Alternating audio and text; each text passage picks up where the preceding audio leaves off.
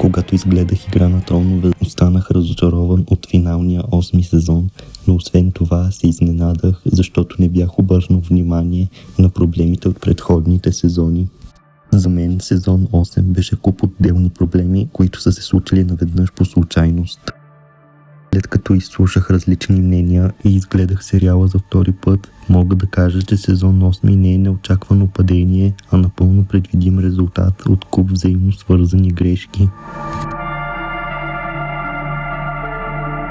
В това видео няма да повтарям проблемите, адресирани в стотици други видеа. Вместо това ще ви обясня по-неизвестните проблеми с последните сезони на Игра на тронове. Да започваме.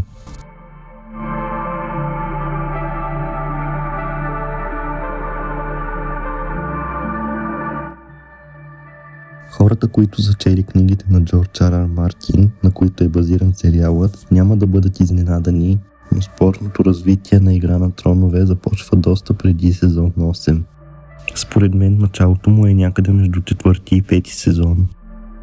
Последните две публикувани книги са достатъчни за написването на 5 и 6 сезон, но сценаристите Дейвид и Дан започват да променят историята по свой модел. Това е проблем, защото след 6-ти сезон те решават, че отново искат да следват книгите, но историята на сериала вече е съвсем различна от тази на Джордж Р. Р. Мартин.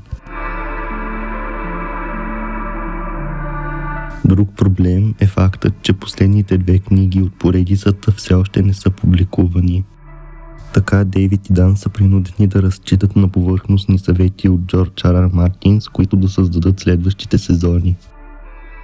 Тези постоянни промени в посоката на сюжета водят до следващия проблем. Дейвид и Дан са сценаристи на Игра на тронове още от първият му епизод. Работата по толкова комплексен сериал в продължение на години, комбинирано с натоварения график, изискван за излъчване на нов сезон всяка година, им се отразява. Загубата на мотивация и желание да продължат работата си по сериала се увеличава с времето. Именно заради това те решават да пренебрегнат плана на HBO и Warner Bros. За общо 10 сезона с по 10 епизода и вместо това съкращават последните 4 сезона на 2 по-кратки такива. Целта им е да приключат работата си по Игра на тронове набързо и да се насочат към други проекти. Според много хора причината за това бързане е било предложение от Дисни. Това предложение дава възможност на Дейвид и Дан да бъдат сценаристи на филм от сагата Междузвездни войни. По ирония на съдбата, този бъдещ филм никога не се случва. Проблемите, породени от съкращаването на Игра на тронове, от друга страна, се случват.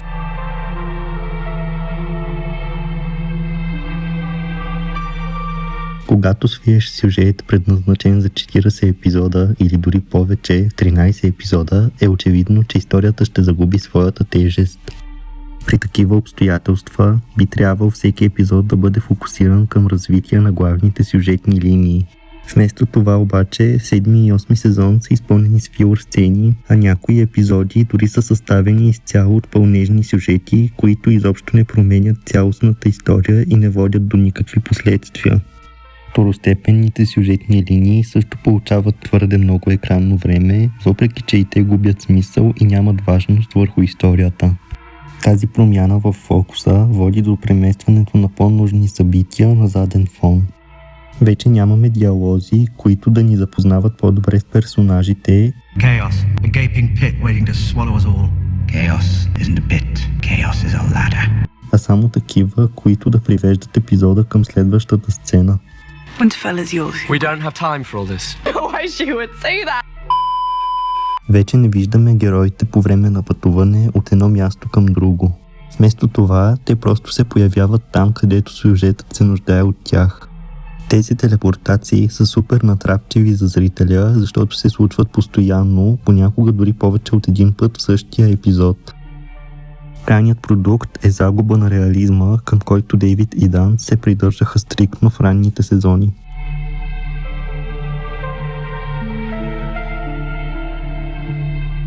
Пълнежните сюжети и малкото епизоди се отразяват зле върху главните герои, понеже за тях време не остава. Вследствие важни събития като измяната на Варис и изборът на Джейми да се върне при Сърси просто не функционират. Видимо идеята е била да има изненадващи сюжетни обрати, но в този случай изненадата е негативна.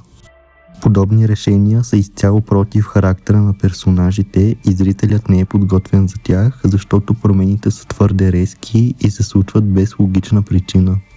Вместо изумление, тези обрати водят до недоумение, защото сценаристите оставят на нас да предполагаме каква точно е причината те да се случат. Гледайки сериала, оставаш с чувството, че героите са с по-малко от 10 IQ и поведението им е различно всеки епизод. Когато персонажите не функционират както трябва, сюжетът също удря дъното. Комбинацията от проблемите, които изброих, нанася сериозни щети върху качеството на сериала. Щетите са най-видими именно в развръзката последният епизод. След 8 сезона, изпълнени с конфликти, на трона застава Бран. След 8 сезона, Денерис просто умира. Явно сценаристите са мислили, че последния сезон се нуждае от повече сюжетни обрати, но не са осъзнали, че тези два обрата правят целия сериал безсмислен. В финалния епизод има още много проблеми, но просто няма смисъл да ги изброявам. За мен не е нужно да навлизам в подробности и затова избягвах добре познати критики, защото по тях са направени достатъчно видеа. Надявам се, че краткият ми анализ успя да предостави различен поглед към ситуацията, изпълнен не с омраза, а с обективност, понеже именно това беше целта на клипа. Ако видеото ви хареса, може да го споделите с приятел, който е гледал Игра на тронове. Бих се радвал да чуя и вашето мнение за последните 2 сезона на сериала. Довиждане за сега.